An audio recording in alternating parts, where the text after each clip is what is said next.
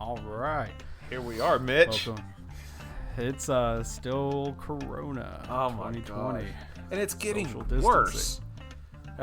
Yeah. Yeah, it is. Just want to say welcome back to the Foamy Heads. It's been a couple months since we've been around. It's this whole thing's been hitting everyone differently. We're just getting through it. We've been drinking. If you follow us on any of our social media profiles, you've known or seen some of the stuff we've been drinking. I've been a big fan myself of the proper sake beverages this past month. Weekend pickups, like most places are doing now, porch delivery or is that curbside delivery, I guess is what it is. And they also some deliver it. So anyway, I've been drinking sake. I've been drinking sake beers and collaboration sake brewery with local craft beers. So that's been my thing this past month. What you been up to, Richard? Well, now I know what tight Mitch has been for the last couple of months, because I have seen because both of us we both check in things on the Foamy Heads Instagram page, so it's very interesting. Not only do both you and I have different unique styles of like shooting photos, but at the same time we have very different tastes in terms of like what we're drinking and what we're posting. Looking back, it's me personally, I do a lot of bearded irises, a lot of hazies, and a lot of southern grist and stuff like that. You've been doing a lot of course, you were on Hutton and Smith earlier, but you were also doing, like you said, a lot of proper sake because they're doing beers and all that kind of stuff. What have I been drinking lately? I haven't really been drinking one specific type of beer, Mitch. I've done a lot of IPAs and stouts, but I've been kind of branching out a little bit. Been doing some barley wines, been doing some Scotch ales, which is really weird because those typically aren't summertime beers. Those are normally like sours and session IPAs, neither of which I gravitate towards. So I'm just finding ways to get creative. I guess New England style IPAs has still probably been the most check-in that I've had. Yeah.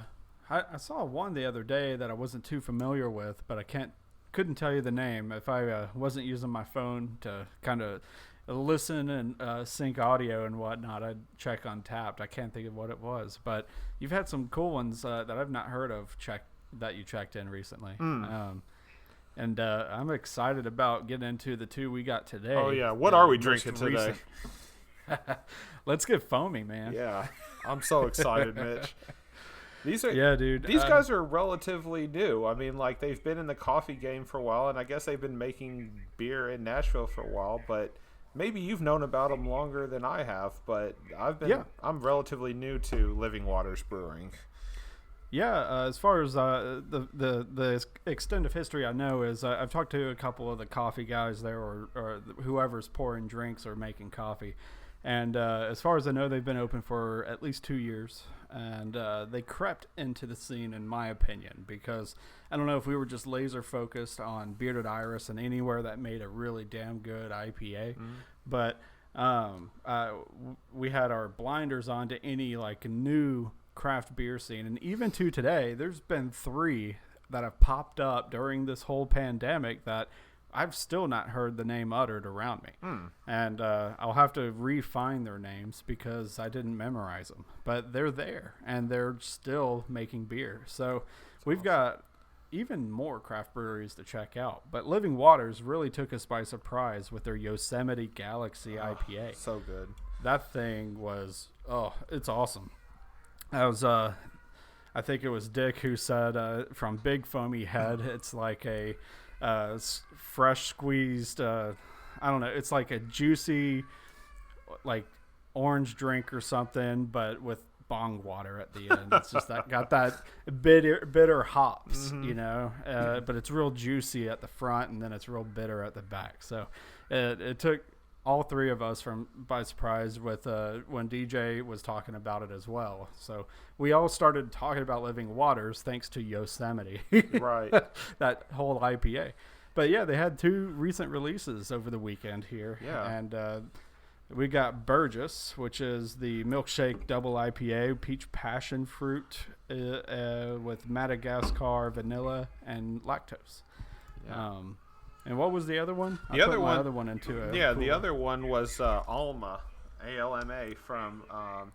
It's a double dry hop New England double IPA. So that is considered what they are saying is a. Oh, my kid is crying in the background. I don't know if you can hear him or not, Mitch. He's downstairs. My wife is taking care of him right now. It's all right. So I guess they've got two different styles of beers. They've got waterfalls and they have rivers. Those are like the two categories I was finding on their website. Those are the two categories that their beers tend to fall in. A waterfall beer needs to be enjoyed soon after purchase, as it says on their site, to ensure the intended flavor is achieved. And a river beer can be enjoyed now or cellared for an extended period. Both of these, I think, are considered waterfall beers. I think because they're double IPAs, New England's. Those are the kind of beers that should be drank sooner rather than later. So, right. I'm really nervous about this milkshake double IPA Burgess that you mentioned because I don't do milkshake IPAs. Oh yeah, I've not had many myself, so my overall review of this is going to be sort of fresh on the take, right? So, and I know a lot of people take milkshake DPA or double IPAs. Man, I haven't even started drinking yet, and they usually do a frozen version of it, right? It's confused me several times when I've seen the pictures and it's all like frozen drink like an icy. Yeah. I'm just like, oh shit, that looks good, but I haven't had one yet. But yeah, man, I'm ready to talk about it because I love peach and I love passion fruit and all the drinks that come with them. So I wonder if I'll enjoy the IPA. This one might be right up your alley. Ooh, that sounded real good. So we're opening it up. I see we are pouring now. I am pouring. How's that foamy head looking? I'm pouring it right now. You know, it's very bubbly. It doesn't have that thick like sponginess to it. I don't think. At least mine doesn't. Mine dissipated fairly quickly. The beer itself, though, is extremely foggy. Like there is no seeing through this beer. Not at all, man. Here it is on my side. I use this style of glass here. I forget what it's called. It's like a goblet. You got living waters. Hell Man, yeah, dude. Take your glass. Mitch. Yeah, you are. Yeah, the foamy head, it doesn't stick around. It just kind of has a nice like half inch of a foamy head at the top there after I'm done pouring. It settles real thick, but the smell. man, that nose. Oh. Dude, there's some dankness to it. Yeah, and it reminds me of our bearded iris. Yeah. Kind of nosy. I don't know what the smell is, but it's like, it's kind of dirty. That's that's exactly what it is. It's kind of like it's almost like, I don't want to call it dirt because that sounds disgusting, but that's the first thing that comes to mind is dirty. It's all, when I took a smell of it, I was like, ooh, something. It's like, did I wash my glass out all the way, or is that from the beer? But no, that's from, and I bet you that's the passion fruit. It's got to be the peach or the passion fruit because typically those fruits are a little bit, they're citrusy, but they're kind of earthy at the same time. So maybe that's where we're getting it. I'm ready to sip. I want to take a sip. Here we go. Oh, dude. Okay. All right. There's lactose in there for sure. Yeah, I can. That's very. It's creamy, kind of like a orange juice for sure. Wow. It's definitely milkshakey. I've never had this. The last milkshake IPA I had did not taste this good. I don't know if it's because this has some fruit profiles in it to follow up that milkshakey kind of texture or what. Yeah. But yeah, dude, it's thick. Milky. There you go. Yeah, man, this thing's awesome. I'm a fan of it. It's very good. I was not expecting this. No, just because I don't like this. This would turn me on to trying other milkshake IPAs, in my opinion. But the bar is Definitely. also set really high right now. So I'm just trying to figure out that if I were to try other milkshake IPAs, if it would compare to this. It leaves like that thickness coating on the back of your mouth, like towards where your tongue is. Yeah. It just kind of stays with you, and it tastes really good. It's so it's got definite profiles of peach and passion fruit on it. It's got right off the bat, you taste the fruit, then you get into the juice, and it's kind of thick and rolls down. Man, it cascades very nicely. I'm using that in a drinking thought Cascade. form, but it leaves just a bit of bitterness on the palate, so that you'll be thirstier and you go back for more. I say that a lot, I think, when I drink bitter hoppy beers, but man, I'm a fan of this. This has a nice, it looks beautiful, and I would have this on a summer to spring and summer day. Yeah, for sure. Absolutely. This This is fantastic. And this is one of the two that we're trying today, and both of these are their first 2 can releases. Everything Man. else has been Yeah, that's everything else right. that they've had has been either crowlers, straight from a draft, or I know they do a lot of bottling of their stouts, but these are the first 2 beers that they've ever canned. So we ordered these online the night before and got to go pick them up the day after. Yeah, I forgot that was kind of like breaking the cherry on their canned production there. Popping the cherry, I guess is the right phrase, or which the, is the peach, lack as it of a were. better term there. Yeah, but their glasses, their bottles that they create are also, they stand out quite obviously to other competition, because it's just a matte black bottle with a simple artistic kind of label. It's all like I can't think of the right word for it. It's almost like line gesture art, Yeah. but with form to it, and you can always tell it's Living Waters. So it really stands out, and their cans are no exception. They got a bold color and great look to them. So The last dude, the last time I saw I think I should say the last time, and we'd have to look it up, but the last time I saw a bottle that resembled I think it was Rubicon. Was that the one that we had from Living Waters? The stout? I think it was. Yeah. Yeah. The last time I had seen a flat, like a matte black bottle like that was when Bearded Iris did their 3-year release, and they had the 2 in one. One was a barley wine called One Man Band, and then there was Rat-a-tat, which was I can't Rat-a-tat. remember what it was, but it kind of resembled. It had the matte black, kind of like chalkboardy feel bottle, and it had like the line drawing art on the front. So when you brought their Living Waters Rubicon over, as soon as I saw it, before I saw the front label, I thought you had scored another Bearded Iris beer. Oh yeah, they had a fine print was in the same kind of Yeah. bottle. Oh, that's true. Right. It was. That's Fine right. print was also in there. Yeah, So that's the last time I I'd wonder- seen that style of bottle, that black bottle. yeah, man. So I'm looking at their site right now. Rubicon was their Imperial Milk Stout, Okay. and I still haven't had their Muse yet, which is the Belgian style quad. Which I really want to compare that to Saint Bernardus Abbot 12, because that's been like my favorite quad that I've had in my life, and it's what got me more into beer and then into craft. And Hondo, I don't think I've had that yet from them. That was the Russian Imperial Stout. It has ancho chilies, cocoa nibs, and vanilla. Tastes like a bowl of chocolate cereal, but with a kick. Ooh. So that's next on my list to get the next time I show up there. If they've got it on tap, I want that. But right now they've got Victoria, and then I'm glad they're sticking with it. The Yosemite with Galaxy. Yes. So That was good. I think we had that one when we were at Living Waters last 2 weekends ago.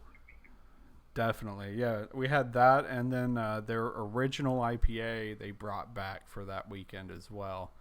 And I can't remember the name of it. Victoria? Not Victoria. It had another name. Gullfoss was one that we had from Yeah, them. well, it was close to sounding like Gullfoss, but I can't remember. Yeah, Okay. I'd have to look back at Untapped for that weekend. Okay. I was trying to look on their website to see a little bit of information about their brewer and They who don't they have were, kind of much. thing, but They don't have much. I was able to steal a couple of things from their page, like, the kind of brews that they make, the two styles, which is the waterfalls and the rivers. Waterfalls you drink as soon as possible, and rivers you can either enjoy now or cellar it. I like the fact that they mentioned that their name represents the ever-changing nature of flowing water, yeast, and the constant pursuit of perfection. yeah, That's kind of a cool That's concept.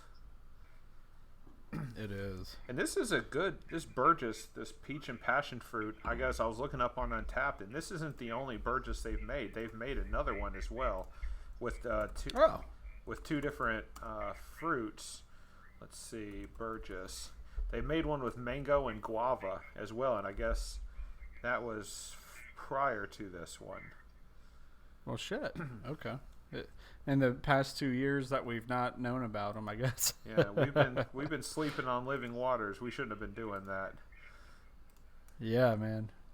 We got some connections to figure I don't know, some stuff out. I know next year I've not enrolled in a mug club, but I'm gonna do it for Living Waters next year. Do they have one? They do. It's not necessarily a mug club. It's more like just a beer club, Okay. but they make small batches for members. Nice. So no one else can get them. Oh. And it's one of my favorite themes of releases when it comes to just mythic lore kind of shit. It's all very Cthulhu kind of mythos theme. Yeah. So you'll see like I don't know, mainly Cthulhu like things is all I've seen, and I was like, I'm down with that. But I was a week too late, and everything's full up, and they locked it out. So next year for sure, I'll be getting my hands on some mythos, as they call it. I would totally in a heartbeat sign up for a mug club for just based off the brews we had 2 weekends ago and this one. If they continue down this path, they deserve my hard-earned money for a club type of beer.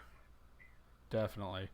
I'm looking forward to 2021 already. It's like, of course, this year hasn't been great. So 2020 has been a shitty ass year. I think that if we can just get through this whole coronavirus thing and get these cases under control and kind of start we can totally live through this if we're just playing it smart.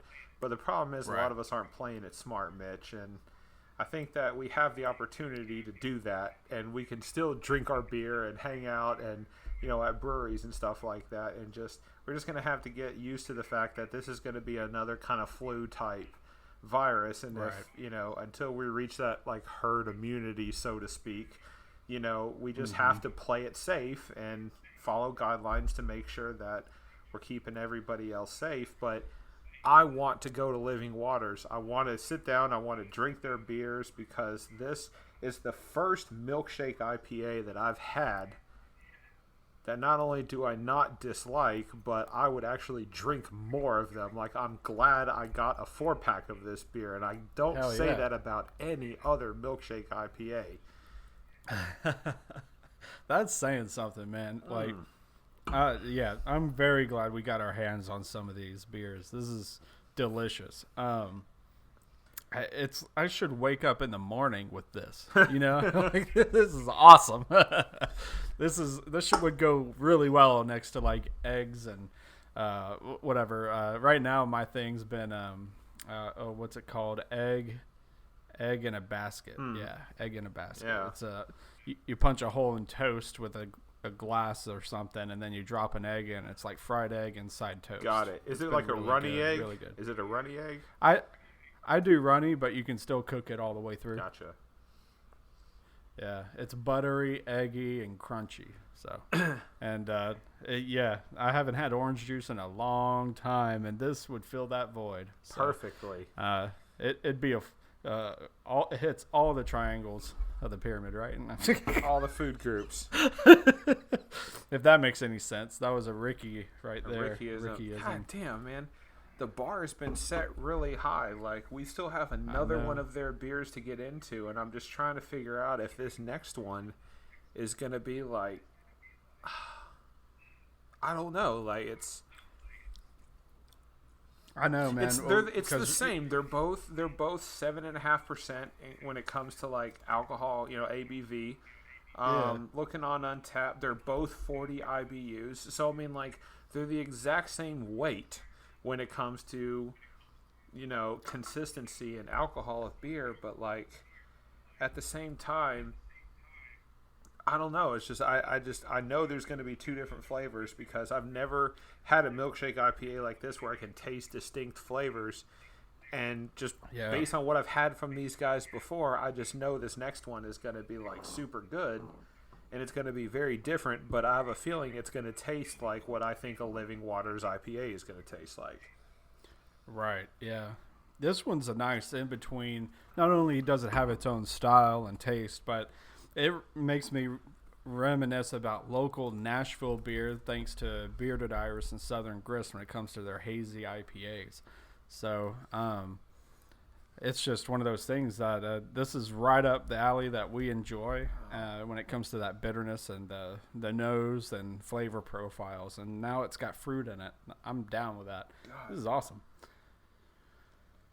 Man, I'm really enjoying this beer.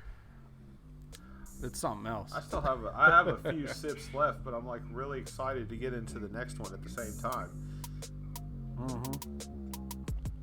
Man, I'm gonna have to transition my phone into my AirPods because it's already at 20%. I've been having a really interesting time with my phones. Well, I think it's probably time for a rinse anyway before we come back. So what do you say we just take a rinse real quick? Sure, sounds good. Right. We'll be right back.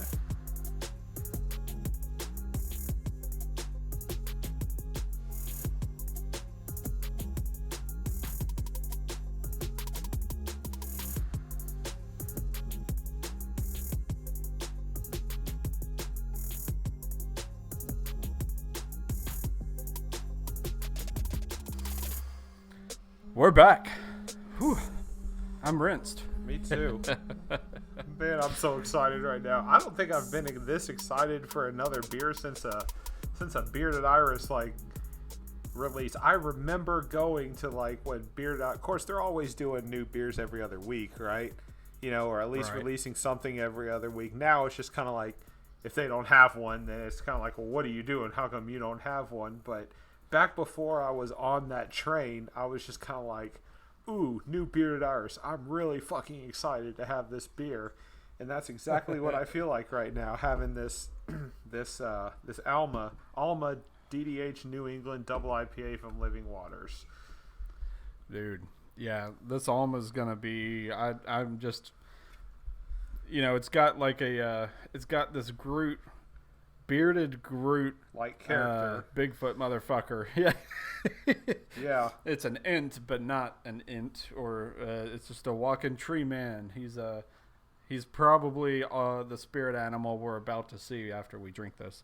I love their can brewed art. and package. Yeah, dude. I'm enjoying it. It's got a cool texture to it whenever you look at it. Oh. Okay. Galaxy and Citra. I just now saw Yes, that. That's exactly what I was about to say. I'm so excited. No. It's the two that were. Those are my two hops. Citra is like my favorite, and Galaxy is my second favorite. I am so excited to get into this beer. I'm sorry, Mitch. I'm opening mine right now. No, do it. Let's get into it because right this is gonna be a player against all the other beers you've had from other breweries here in the local Nashville, Tennessee area. Because Living Waters, Bearded Iris, and then even the Panther Creek people that opened up, didn't their I could be wrong, I'd have to look it up, but their previous or main beer, I forget, not Commitment, but what was it? Was it Dedication? Something Dedication, yeah. That one, I wonder if it had one or the other in it. I really liked Dedication. It was really good. Let's see here. I'm burping a lot, man. It's good beers. Okay, Oh. I get the same exact feeling when I poured this beer as I did with the Burgess. It's got the very loose, kind of bigger bubbles on the foamy head, and it doesn't necessarily stay too long. It's not those compressed, like, thick. It's gonna sound weird, but kind of when you pour some beers, you kind of get like the shaving cream type look on top, where it's like super dense. Yeah. I don't get that with these beers. These bubbles are really big, kind of airy, and it dissipates really quickly. Yeah, same here. I did a aggressive pour, and I dunked it right into the glass and pulled it out a little bit, letting it spill. And yeah, the head just kept shrinking, dude. What's it like in the Teku glass? Is it just a little bit of, because since that is their kind of main glass they sell, okay, you got a little more of a head than I got with mine. Mine's the it's not a goblet, but it makes me think of one. I forget the style of glass it is, but the head quickly dissipated away on mine. Yeah, like you were talking about. So, and the smell, dude. Oh, it's so good. It's got that. It smells, honestly, it smells just like the Burgess without all of that peach and passion fruit flavor. Like, I still get a little bit of that dirty, earthy smell.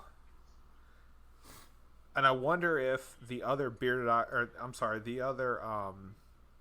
Living Waters beers that we've had, I haven't paid that much attention to the smell. So now I'm curious if the other ones that we've had previously have that same smell. Because I could see this becoming like when you taste a beer, when you smell a beer like a Bearded Irish, you go, that's a Bearded Irish beer. I know the taste. I know the smell. Right. I wonder if this is going to be like their thing. I wonder, man. Because, all right, let's get into it. It smells thick. It smells heavy. And it smells like a garage. Let's go.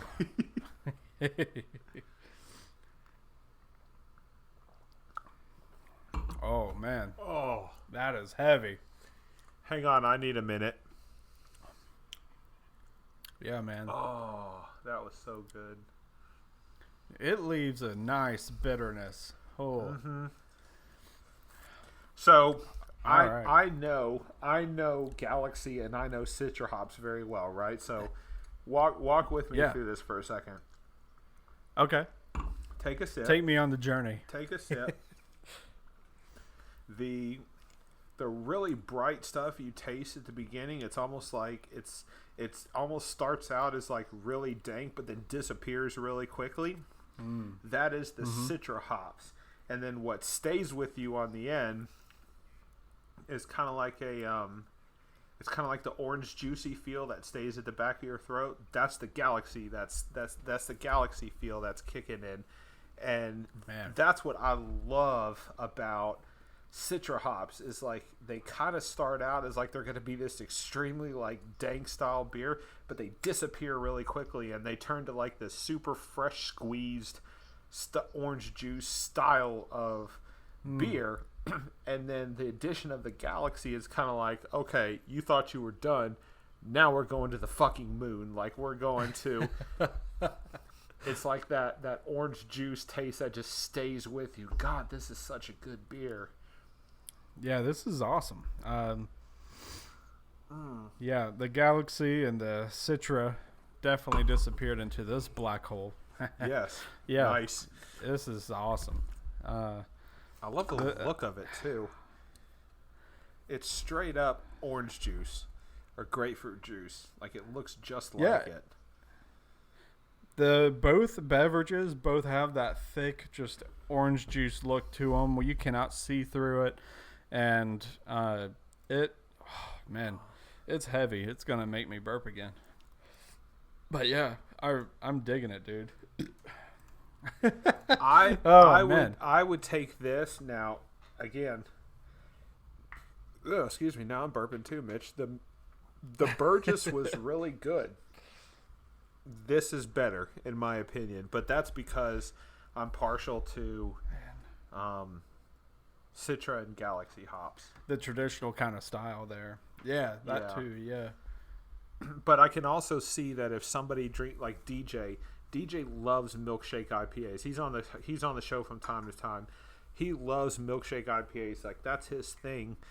And I wonder if he's checked this beer in or not. I'm gonna check. Yeah, check it out. I want to know what he said. He if we knew he was on Skype, I'd bring him on in. But Let's see here. oh, Somebody's checked it in. Okay. This is interesting. So DJ,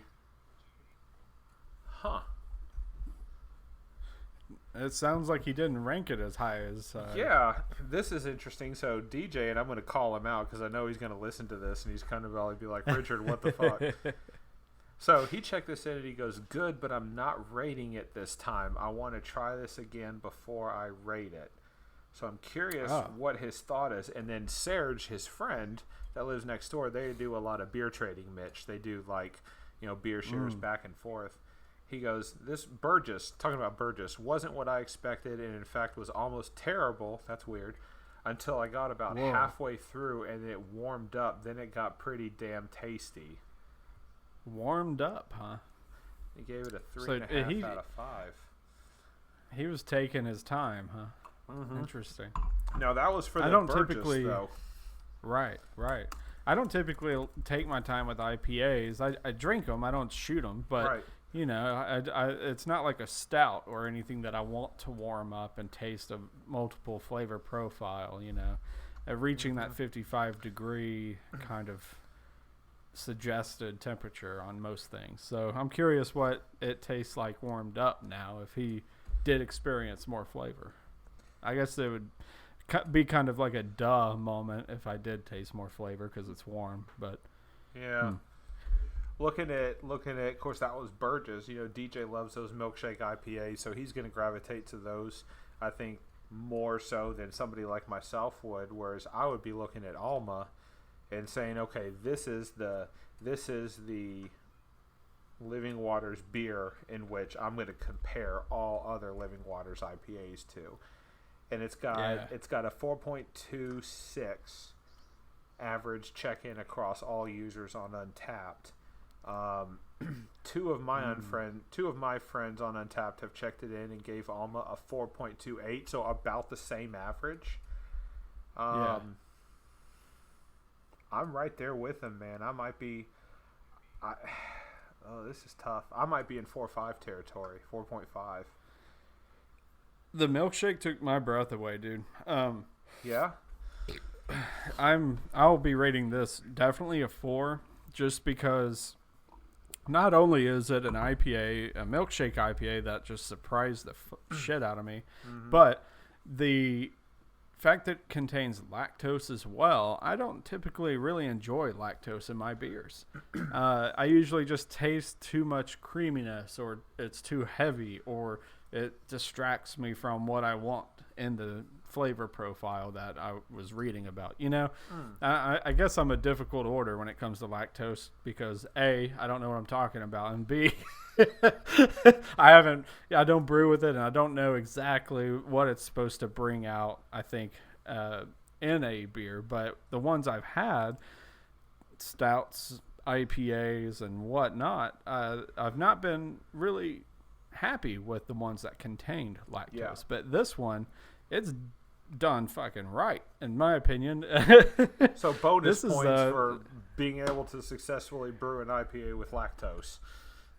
Yeah, in my taste profile, this one hit home really well. So it's 4.25 for me, and from there, I'm kind of curious where I go with the rating as I have it. Yeah. More. So I'm curious. At this current session, I'm enjoying the Burgess more than the Alma, just because it surprised me completely. Mm-hmm. You know what I mean? That's what I love about that. The fact that you can have two, and basically they're the same ABV, the same number of hops, or the same IBUs, but different styles of IPAs, different flavors. Two different people on the show have very high marks for both of these beers, but have different preferences over the two. That's what I love about craft beer. That's what I love about it is two guys can sit down and go, this is my favorite and here's why. And the other one goes, cool, this is my favorite and here's why. And neither one of us are wrong. That's the cool part about it, is at the end of the day, both people drink a damn good beer, but we like the opposite one for different reasons, Mitch. Yes. Man, I really want to have Yosemite now with Alma, and that'd be interesting. I don't know why. I just want to do it. I don't have any Yosemite with me right now, but that'll be. I think we could. I would enjoy doing a shorter discussion, just comparing those two and the Living Waters taste that we're getting accustomed to now, because we know what Bearded Iris is about, and we know Southern Grist really well. So. Because we keep up with the mixed greens and all sorts of IPAs of theirs. I've become a big fan of Southern Grist's Pilsners myself, but that's a whole different beer. But the Living Waters, man, it's 10 to 15 minutes away from me, depending on traffic. So I'll be showing up a lot. So jealous. And Yosemite, talking about your Yosemite comment, when we were there a couple weekends ago, they made a Galaxy version of Yosemite. And, of course, I was excited about that because I love Galaxy hops. I don't remember the taste of regular Yosemite. I just remember having it a couple times. First time, I was like, yeah, this is pretty good. And then the second time I had it, it was almost life-changing. It was so good. And then when we met up at Living Waters Brewing a couple weekends ago, and they had a Galaxy edition version of it, I was so excited I had to order that, and that was like solid. Again, I can't compare it to this beer because I don't remember what it tastes like. I just remember really enjoying it. Yeah, I don't think I've had Yosemite without Galaxy yet. So I really hope they stick with the Galaxy variant, because it just knocks it out of the park. Yeah.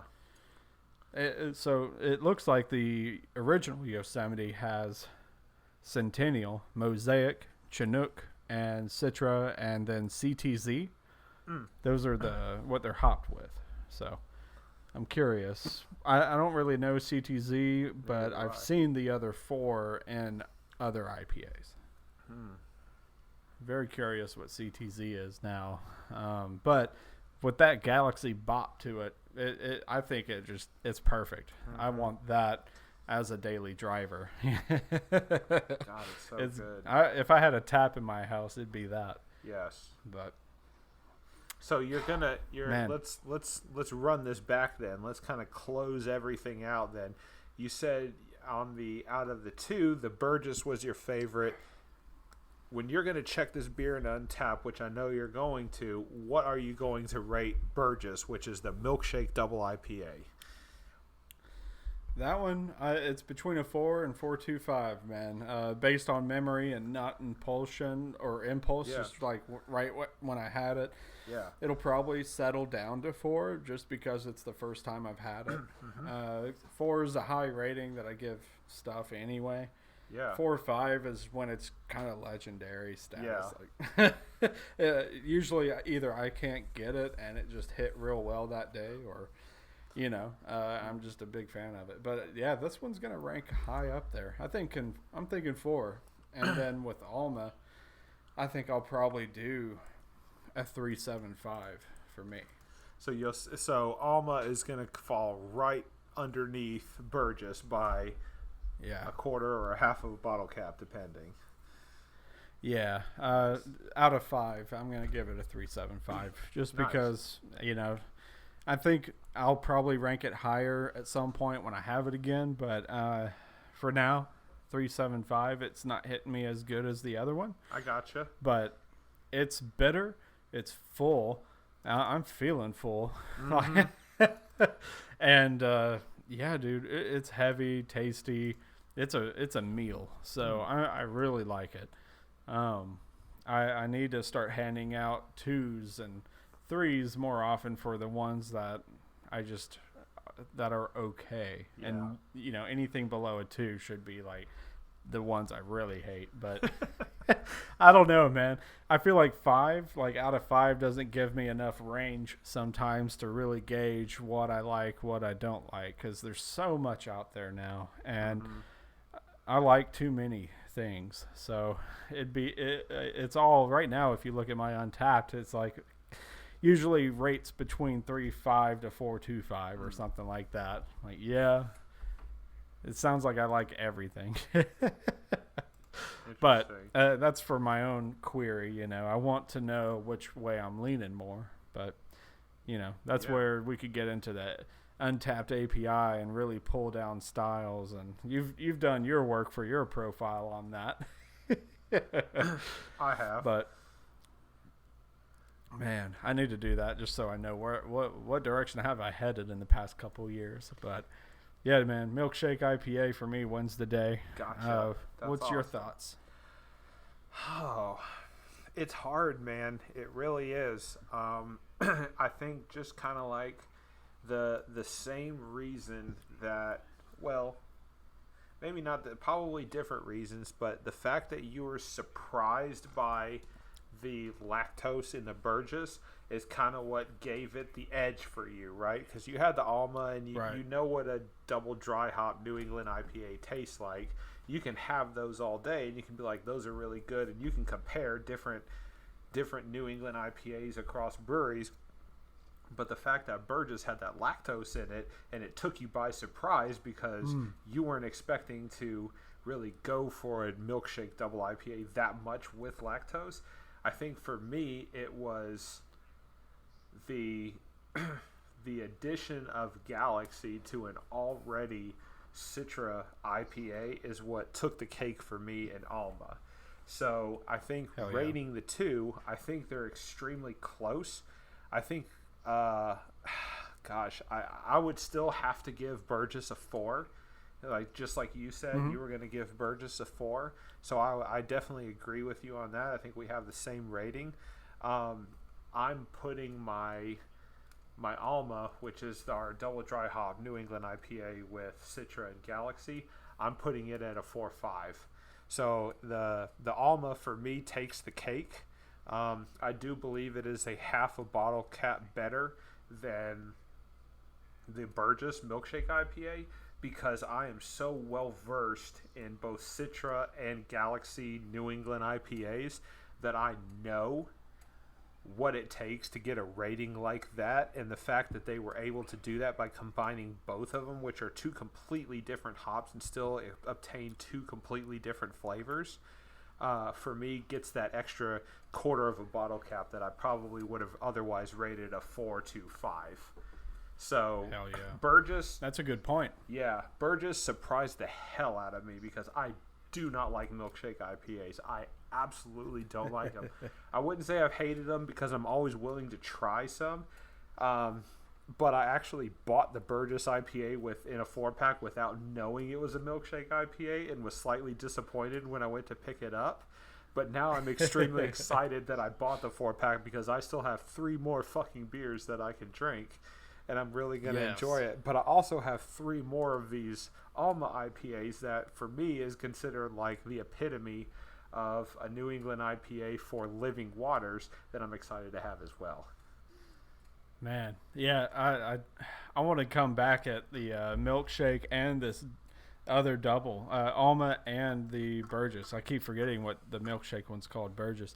But I want to have another session of drinking these with DJ, and even if his friend Serge wants to join, I wouldn't mind setting up a Zoom just so we can all just have a conversation together, because I'm really shocked by what their thoughts were. No rating just because of uncertainty or something similar, or some taste was off, and then Serge just not, he didn't really get, he let it warm up before he enjoyed it. So I really would like to hear their experiences initially to their second tastings of them. So it'd be cool to set something up and just hear some thoughts on that and revisit this, because Living Waters is really shaking things up for us, and I'm loving everything they're putting out right now. I'm a big fan. Yeah, dude. And I really hope that Yosemite with Galaxy sticks around so we can have it and compare this, soon in time with these current can releases. Whew, I am feeling full. Oh yeah, my God. I'm full and I'm buzzing. I don't know if I can drink any more beer tonight. Yeah, dude. I'm set for now. I was thinking I might have a Hutton and Smith, but no, I think I'm checked out for the moment. I've got my buzz. I've still got half this Alma left to get through, so Nice.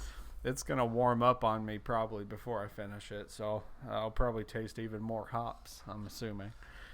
But dude, it was good talking to you today and catching up on a couple beers. I'm excited, and I'm glad that we finally got a chance to kind of let life settle down a little bit so that we can get this, this recording done. We're going to get this kind of edited down and mastered and then posted out, because I think we need to do more on Living Waters. I really do think that. Definitely. They're brand new. They're not a brand new brewery in Nashville. I misspoke, but brand new to me. And I'm excited to see what else that they have to offer. Definitely. And as always, we haven't said it enough, but I'll say it now. If there's any beers out there you want us to talk about, try out, or, whatever. We've had a couple experiences with beers we don't know, beers we do know, and economy beers that we don't typically drink. So we've only got one episode of that, and it was fun. We'll do it again. You will definitely do it again.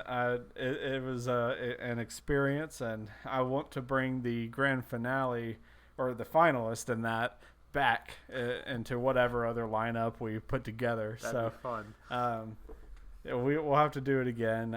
It's always good to revisit the earlier era of beer, American beer, and it was a time that was different than messing with flavor profiles. So. Yes. We need to bring Budweiser in and a Miller, and there was one other one I wanted to bring in. It might have been Coors, but I think it had the same ingredients. But, there's some that use rice. There's some that use blah and blah and blah. Yeah. And it'd just be nice to put those all against each other, and then we'll throw in a unknown maybe craft beer in the mix just to surprise us. So that'd be great. We'll figure it out. Yeah, that would be great. Get in touch with us through any social media profile or thefoamyheads@gmail.com. And we appreciate everybody joining us today. I hope you've had an opportunity to have Living Waters, because honestly, I think they're bringing a familiar but new style of New England IPAs to Nashville. And I think they're going to be doing great things, and I'm really excited to see what they have in store for us. If you guys are craft beer drinkers, keep drinking craft beer and supporting your community. If you are not craft drinkers, start drinking craft beer so that you can support your craft beer community. If you've never had craft beer before and you're interested in trying it out, honestly, Living Waters is one of those places that you want to go check out. I think that they've got really good things going for them. They're real complex, but at the same time, they're not off-putting to where if you drink an IPA for the first time, I think you're really going to enjoy them. Yeah. So we appreciate you guys joining us, and we will see you guys on the next episode. Stay foamy. Cheers.